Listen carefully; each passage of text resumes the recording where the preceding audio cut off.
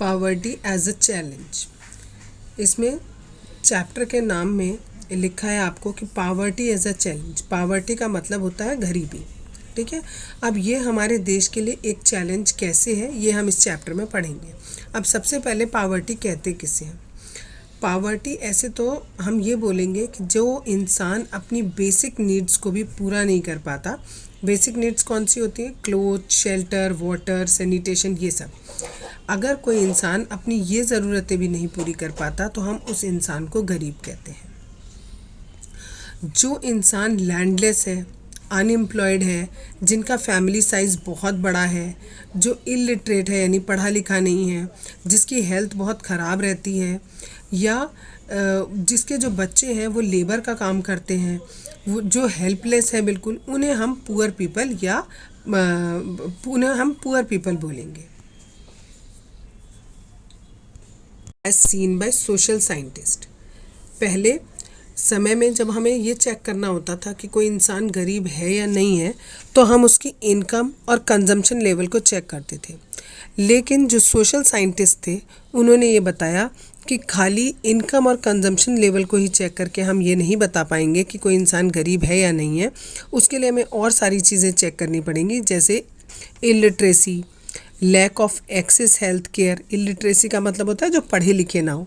Lack of access to health care का मतलब कि वो उनको हेल्थ केयर यानी उनको हॉस्पिटल फैसिलिटीज़ जो है वो नहीं मिल पा रही है, वो उनको एक्सेस नहीं कर पा रहे हैं। लैक ऑफ जॉब अपॉर्चुनिटीज़, उन्हें जॉब अपॉर्चुनिटीज़ की कमी है। Lack of access of safe drinking water, उन्हें साफ़ पीने का पानी नहीं अवेलेबल हो पा रहा है। एंड सैनिटेशन, और साफ़ सफाई। अगर ये सारी दिक्कतें भी किसी इंसान को हैं तो वो इंसान गरीब है, ठीक है। Social exclusion.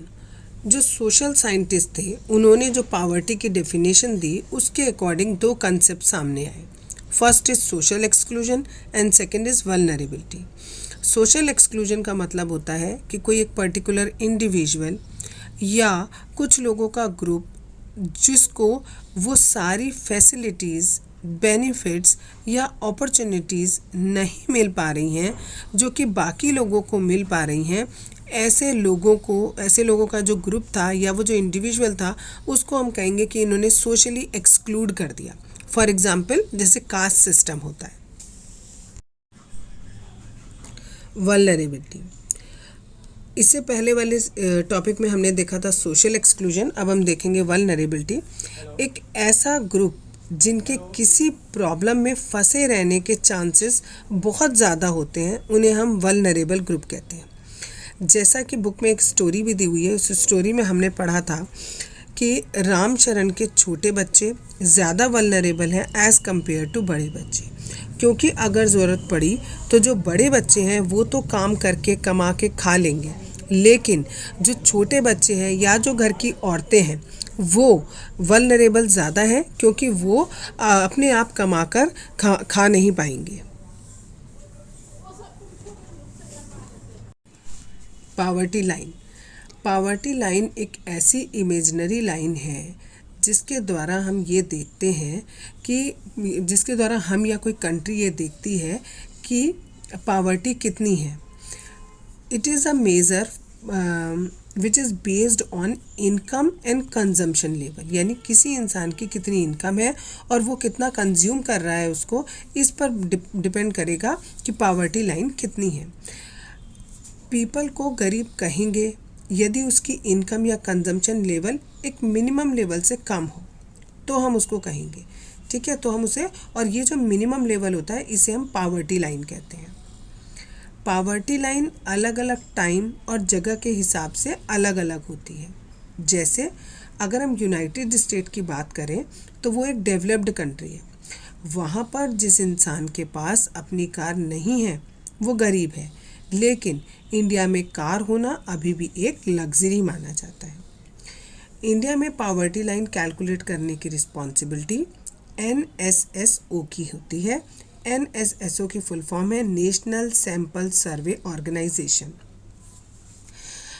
NSSO ने एक मिनिमम सब्सिस्टेंस लेवल फिक्स किया है, जो इसे भी फुलफ़िल नहीं कर पाता उसे गरीब माना जाता है। जो NSSO ने मिनिमम सब्सिस्टेंस लेवल फिक्स किया है उसमें कौन कौन सी चीज़ें इंक्लूड होती हैं? उसमें मिनिमम फूड रिक्वायरमेंट होनी चाहिए, क्लोथ होने चाहिए, footwear, fuel and light, education and medical requirement. ये सारी चीज़ें एक इंसान के पास होनी चाहिए। अगर हम आज के हिसाब से देखें और हमें अगर कोई फार्मूला बताना है जिससे हम पावर्टी लाइन को कैलकुलेट कर पाएँ, तो हम उसमें देखते हैं कैलोरी रिक्वायरमेंट, कि किस इंसान के पास कितनी कैलोरीज होनी चाहिए। अगर एक इंसान रूरल एरिया में रहता है तो उसके पास 2400 कैलोरीज पर पर्सन पर डे, यानी एक इंसान के पास एक दिन में इतनी एनर्जी उसके पास होनी चाहिए अगर उसे काम करना है तो। और यही अगर हम अर्बन एरिया की बात करें तो उस इंसान के पास 2100 कैलोरीज पर पर्सन है, तो इट्स ओके। ठीक है, ये जो डिफरेंस है कैलोरीज के बीच में ये इसलिए है क्योंकि जो रूरल एरिया में लोग रहते हैं वो फिज़िकल वर्क ज़्यादा करते हैं, इसलिए उन्हें कैलोरीज़ की रिक्वायरमेंट ज़्यादा होती है। इन कैलोरी रिक्वायरमेंट के अलावा अगर हम पावर्टी को मेज़र करें तो उसके लिए हम ये भी देख सकते हैं कि इंसान कितनी इनकम करता है। ठीक है, तो अगर कोई इंसान एक महीने में 816 रुपये कमाता है इन रूरल एरिया, ठीक है, तो वो पावर्टी लाइन के ऊपर है। सिमिलरली अगर अर्बन एरिया में वो ₹1000 कमाता है एक महीने में, तो वो पावर्टी लाइन के ऊपर है। अब जो ये पावर डिफरेंस है इनके पैसों में, वो भी इसलिए है क्योंकि अर्बन एरिया में जो चीज़ें हैं वो थोड़ी महंगी हैं in comparison to rural area. That's why यहाँ पर जो रूरल एरिया में जो इंसान है उनको इनकम जो है वो थोड़ी ज़्यादा चाहिए होती है। अगर एक सर्वे हुआ 2011-12 में, उसमें बताया गया कि अगर एक फैमिली है जिसमें 5 मेंबर हैं और वो रूरल एरिया में रहते हैं और उनकी अर्निंग अगर 4080 रुपीज़ से कम है एक महीने की, तो वो बिलो पावर्टी लाइन में आएंगे। और सिमिलरली अगर वही फैमिली अगर अर्बन एरिया में रहती है और उनकी इनकम 5000 से कम है एक महीने की इनकम, तो वो भी पावर्टी लाइन के नीचे आएंगे। अब ये जो पावर्टी लाइन है ये हर 5 साल में रिन्यू होती है, उसको रिन्यू किया जाता है। एक ऑर्गेनाइजेशन है नेशनल सैंपल सर्वे ऑर्गेनाइजेशन, वो ये करती है और हर 5 साल में ये रिन्यू किया जाता है। अगर हमें ये कंपैरिजन करना है कि जो डेवलपिंग कंट्रीज़ हैं उनके बीच में कंपैरिजन करना है, तो जो इंटरनेशनल ऑर्गेनाइजेशन है जैसे कि वर्ल्ड बैंक, वो एक स्टैंडर्ड यूज़ करती है पावर्टी लाइन के लिए। वो ये है कि एक इंसान को एक दिन में $1.90 रुपीज़ कमाने चाहिए। अगर वो इतना कमाता है तो वो पावर्टी लाइन के नीचे नहीं है, और अगर वो इतना नहीं कमाता तो वो पावर्टी लाइन के नीचे है। Poverty estimate. पावर्टी को एस्टिमेट करने के लिए बुक में एक टेबल दिया गया है। उस टेबल में ये दिखाया गया है कि पावर्टी रेशियो और number of poor people in India, ये दिखाया गया है इन डिफरेंट ईयर्स। और इसमें ये दिखाया गया है कि there is substantial declining in poverty ratio, मतलब कि पावर्टी रेशियो इंडिया में कंटिन्यूसली कम हुआ है। जैसा कि फिगर में दिखाया गया है 1993-94 में पावर्टी रेशियो 45% था, जो कि 2004-05 में 37% रह गया, 2009-10 में वो 30% रह गया, और 2011-12 में वो केवल 22% ही रह गया। Similarly number of poor peoples जो 1993-94 में है, वो 404 मिलियन लोग पुअर पीपल थे, जो कि 2011-12 में 270 मिलियन पीपल रह गए हैं।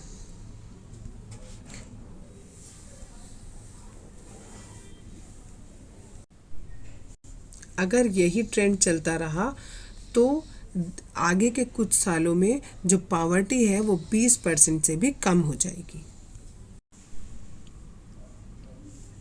वल्नरेबल ग्रुप्स, जितने भी सोशल ग्रुप्स होते हैं उनमें से जो ज़्यादा वल्नरेबल हैं वो हैं शेड्यूल ट्राइब, शेड्यूल कास्ट और इकोनॉमिक कैटेगरी में कैजुअल लेबर और कैजुअल लेबर वाले, मतलब कैजुअल लेबर जो नॉन फार्मिंग एक्टिविटी कर रहे हैं या फार्मिंग एक्टिविटी कर रहे हैं, वो ज़्यादा वल्नरेबल होते हैं। ठीक है, अब जो आपको नीचे एक टेबल दिया गया है, इस टेबल में दिखाया गया है कि जो शेड्यूल ट्राइब के लोग हैं वो 100 में से 43 लोग ऐसे हैं जो कि पावर्टी लाइन के नीचे हैं। सिमिलरली जो शेड्यूल कास्ट है उसमें दिया गया है 100 में से 29 लोग ऐसे हैं जो शेड्यूल कास्ट के हैं और पावर्टी लाइन के नीचे हैं। एवरेज इंडियन पावर्टी रेशियो ये दिया है कि ये भी 100 में से 22 लोग जो हैं वो पावर्टी लाइन के नीचे हैं। कैजुअल लेबर जो हैं उनमें से भी 100 में से 34 जो है जो रूरल के लोग हैं, गांव के लोग हैं, वो पावर्टी लाइन के नीचे हैं। और कैजुअल लेबर जो नॉन फार्मिंग एक्टिविटीज़ करते हैं और अर्बन एरिया में रहते हैं उनमें से भी 100 में से 34 जो है वो पावर्टी लाइन के नीचे हैं। अब ऐसे लोग जो एक से ज़्यादा ग्रुप को बिलोंग करते हैं, ठीक है, जैसे अगर कोई लैंडलेस लेबर भी है और कोई शेड्यूल कास्ट भी है तो उसको डबल डिसएडवांटेज होता है, उसके साथ दो दिक्कतें हैं तो वो ज़्यादा पुअर माना जाता है। ठीक है, आगे देखो नेक्स्ट पेज पर वो दिया है आपको कि अगर एक परिवार के अंदर एक वुमेन है या एक छोटा बच्चा है तो वो ज़्यादा वल्नरेबल होगा और इन्हें पुअरेस्ट ऑफ द पुअर कहा जाएगा। जैसे कि शिवारमन वाली स्टोरी में दिया गया था, उसमें भी दिया था कि जो एक परिवार था उसमें माँ थी, बच्चे थे, बूढ़ी माँ थी और छोटे बच्चे थे, तो जो एल्डरली वुमेन है वो और जो छोटे बच्चे हैं जो अपने आप कमा के नहीं खा सकते वो ज़्यादा वल्नरेबल होते हैं। इंटर स्टेट डिस्पैरिटीज़ का मतलब होता है डिफरेंसेस। इंटर स्टेट डिस्पैरिटीज़ मतलब दो स्टेट के बीच में डिफरेंस। यहाँ हम पावर्टी की बात कर रहे हैं तो पावर्टी दो स्टेट में जो पावर्टी है वो बिल्कुल एक जैसी नहीं हो सकती है, ठीक है, क्योंकि उनका जो सक्सेस रेट है, जिस स्टेट का सक्सेस रेट ज़्यादा होगा वहाँ पर पावर्टी कम होगी और हर स्टेट का सक्सेस रेट अलग अलग होता है। कुछ स्टेट में बिलो एवरेज पावर्टी लाइन के पीपल होते हैं और कुछ में अबव एवरेज पावर्टी लाइन के पीपल होते हैं। स्टेट्स जैसे एमपी, असम, यूपी, बिहार, उड़ीसा, इन सब की पावर्टी लाइन हाई है क्योंकि यहाँ वल्नरेबल ग्रुप ज़्यादा है और डेवलपमेंट कम है।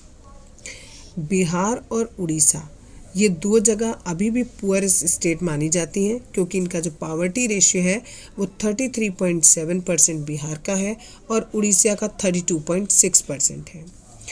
स्टेट्स जैसे कि केरला, महाराष्ट्र, आंध्र प्रदेश, तमिलनाडु, गुजरात, वेस्ट बंगाल, इन सब जगहों पर पावर्टी कम हुई है। पंजाब और हरियाणा जैसे जो स्टेट है वहाँ पर भी पावर्टी कम हुई है क्योंकि वहाँ पर हाई एग्रीकल्चरल ग्रोथ रेट है। दूसरा जो वो है केरला है, केरला में जो पावर्टी है वो कम हुई है क्योंकि वहाँ ह्यूमन कैपिटल में ज़्यादा इन्वेस्ट किया जाता है। जो वेस्ट बंगाल है वहाँ पर लैंड रिफॉर्म्स हुए हैं इसलिए वहाँ पावर्टी कम हो गई है। जो आंध्र प्रदेश और तमिलनाडु है वहाँ पर बहुत सारी गवर्नमेंट पॉलिसीज़ हैं जिनकी वजह से पावर्टी कम हुई है। महाराष्ट्र और गुजरात में इंडस्ट्रियलाइजेशन हुआ है, इसकी वजह से वहाँ पावर्टी कम हुई है। लेकिन सारे स्टेट्स में जो पावर्टी है ये अलग अलग है, इसलिए इसी को बोला गया है inter state disparities. Global poverty scenario, यानी अब हम देखेंगे पावर्टी को ग्लोबल लेवल पर। जो ग्लोबल लेवल पर अगर हम देखें तो जो पावर्टी है वो रिड्यूस हुई है लेकिन उसमें बहुत सारे रीजनल डिफरेंसेस हैं, यानी अलग अलग रीजन की जो पावर्टी है वो अलग अलग लेवल पर कम हुई है। जैसे कि अगर हम चाइना और साउथ ईस्ट एशियन कंट्रीज़ का देखें तो वहाँ पर जो ग्रोथ है पावर्टी की, यानी पावर्टी वहाँ पर बहुत कम हुई है। क्योंकि वहाँ पर ह्यूमन रिसोर्स डेवलपमेंट में बहुत ज़्यादा इन्वेस्ट किया गया है। ह्यूमन रिसोर्स डेवलपमेंट का मतलब होता है कि ह्यूमन को एजुकेट किया गया, उसकी हेल्थ पर ध्यान दिया गया आदि। सिमिलरली अगर हम साउथ एशिया की कंट्रीज़ देखें जैसे इंडिया, पाकिस्तान, श्रीलंका, नेपाल, बांग्लादेश, भूटान, इन सब जगहों पर भी पावर्टी जो है वो 34% तक कम हुई है। आगे है सब सहारन अफ्रीका। यहाँ पर पावर्टी डिक्लाइन हुई है। 2005 में 51% नापी गई थी यहाँ की पावर्टी, जो कि 2015 में 41% रह गई है। जो लैटिन अमेरिका है यानी मैक्सिको वगैरह की जो जगह है, वहाँ पर भी पावर्टी लाइन डिक्रीज़ हुई है। 2005 में वो 10% थी और 2015 में वो 4% ही रह गई है। और जो यूनाइटेड नेशन है उसने मिलकर कुछ सस्टेनेबल डेवलपमेंट गोल्स बनाए हैं और उनका ये मानना है कि अगर हम इन गोल्स के अकॉर्डिंग चले तो 2030 तक ये पावर्टी बिल्कुल ख़त्म हो जाएगी। पावर्टी यानी पावर्टी के कारण, पावर्टी के क्या क्या कारण हुए। सबसे पहला कारण है low level of economic development under the British colonial administration. मतलब जब ब्रिटिश का रूल था तो उन्होंने ट्रेडिशनल हैंडीक्राफ्ट को बंद कर दिया था। जितनी भी नई इंडियन इंडस्ट्रीज़ थी उनको भी वो मना करते जा रहे थे और डिस्करेज करते जा रहे थे, बंद करते जा रहे थे, जिसकी वजह से जॉब्स की कमी होती जा रही थी, अनएम्प्लॉयमेंट होता जा रहा था, लो ग्रोथ रेट हो रहा था, लो इनकम हो रही थी और जो पॉपुलेशन है वो बढ़ती चली जा रही थी। इससे हम साइकिल ऑफ पावर्टी में फंसने लगे। नेक्स्ट पॉइंट है fruit of green revolution was limited to some parts of India only. यानी जो ग्रीन रिवॉल्यूशन का फ़ायदा हुआ वो इंडिया के केवल कुछ ही हिस्सों को हुआ, सारे हिस्सों में उसका इफ़ेक्ट नहीं हुआ। तीसरा है जब लोगों के पास रूरल एरिया में जॉब्स नहीं थी तो वो कहाँ जाने लगे, वो शहरों की तरफ जाने लगे, जिससे इनका लेवल ऑफ लिविंग जो है वो गिर गया।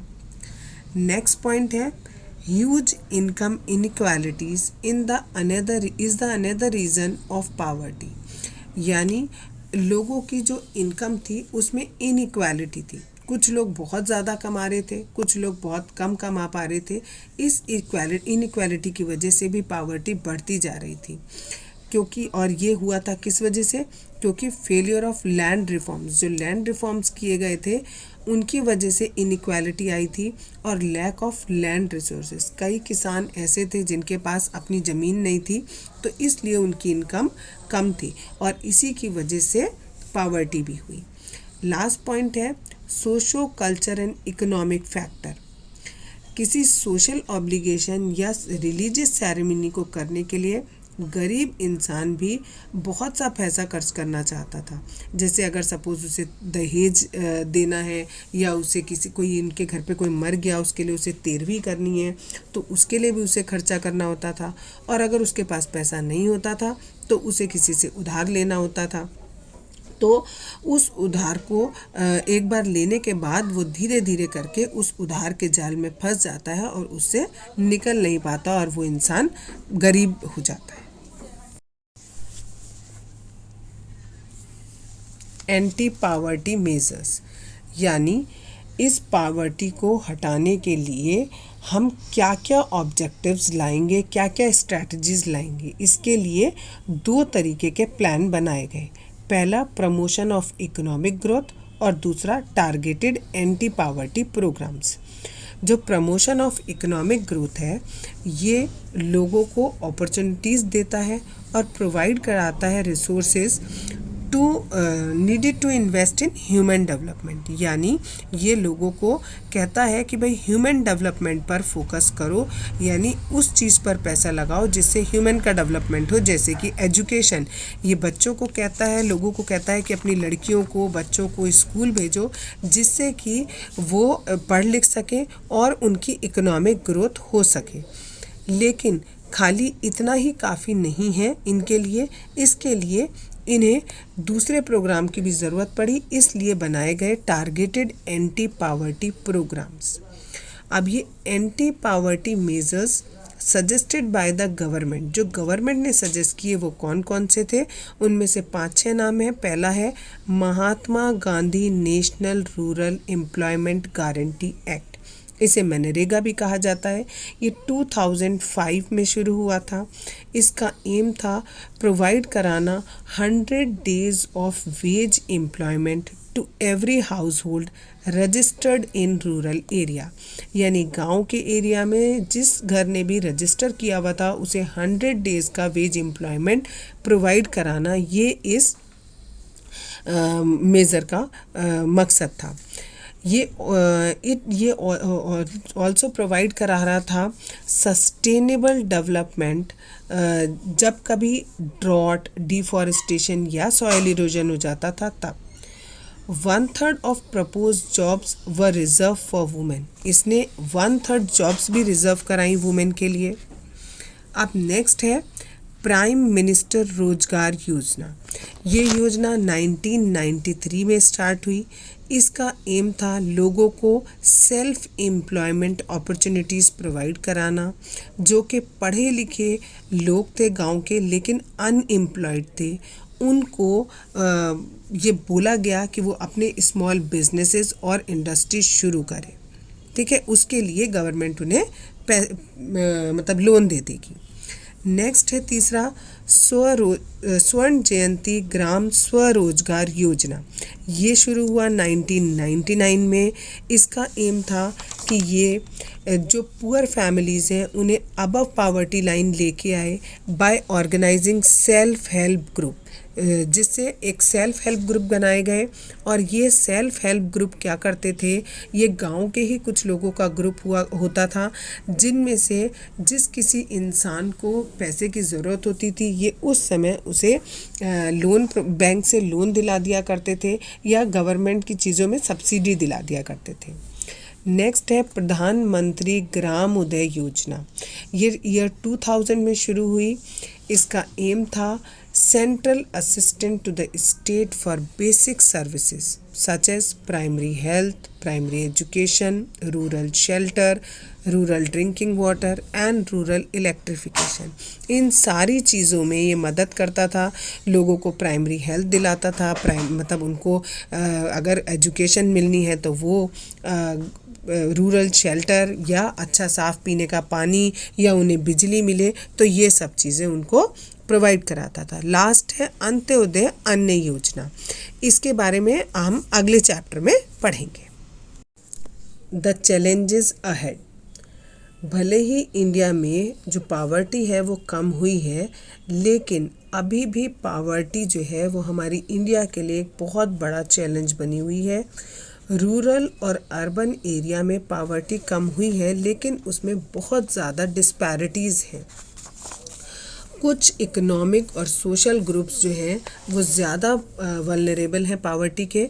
पावर्टी जो है वो हम ये उम्मीद करते हैं कि 10 से 15 सालों में और कम हो जाएगी, लेकिन ये तभी पॉसिबल हो पाएगा जब हाई इकोनॉमिक ग्रोथ हो, यानी लोग बाग बहुत पैसा कमाएं।